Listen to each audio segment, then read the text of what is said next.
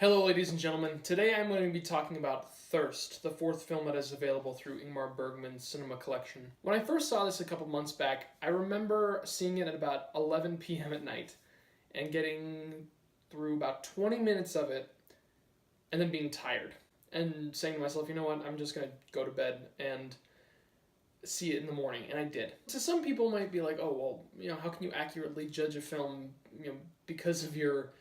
because you were tired the night when you saw it. But the thing is when I first saw Bergman's films, the first Bergman movie I ever saw, I watched that movie at about 11 p.m. at night.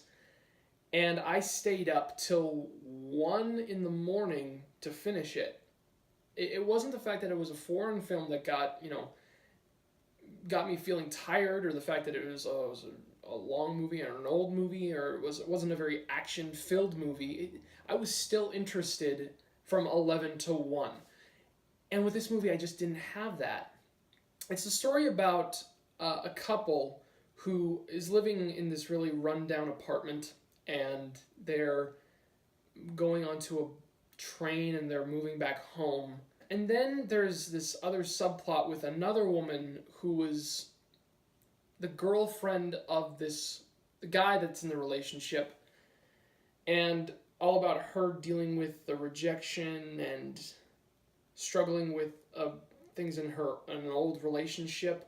I'm not gonna lie, I was genuinely, the first time I saw it, I didn't remember much of the film, and I felt like I needed to rewatch it to re-educate myself with it, and then be like, okay, so what did I miss?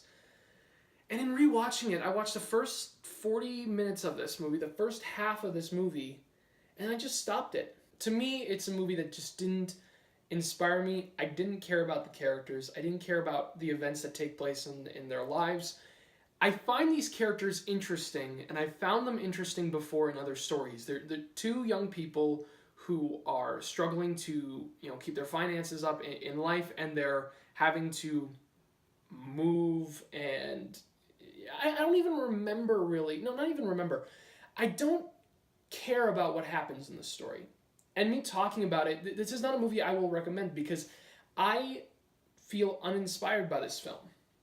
Uninterested. And the reason I think I can't recommend this movie, and why I'm having this feeling towards it of uninspired reviewing, is because I felt like I was obligated to see it.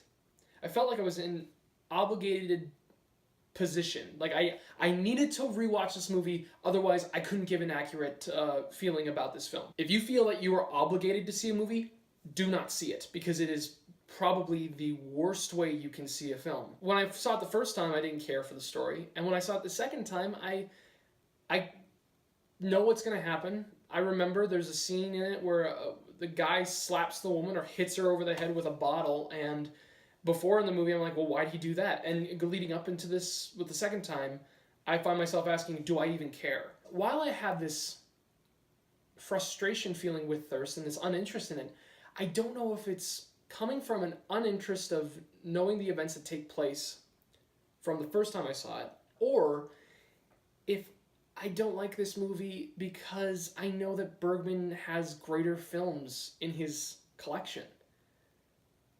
And I don't want that to be the reason why I just dismiss this film and why I don't recommend it, because if I do that, then I'm just getting in the way of really looking at it and really criticizing it.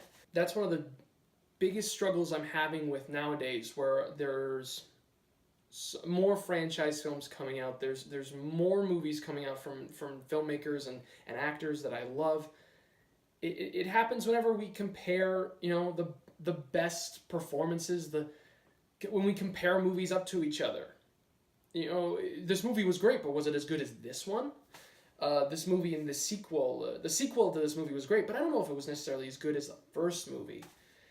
Stuff like that, it bothers me because I don't then judge the film on its own merits. I'm just sitting in judgment of knowing what is to come. But I also remember that when I first saw this movie, I didn't know what there was to come.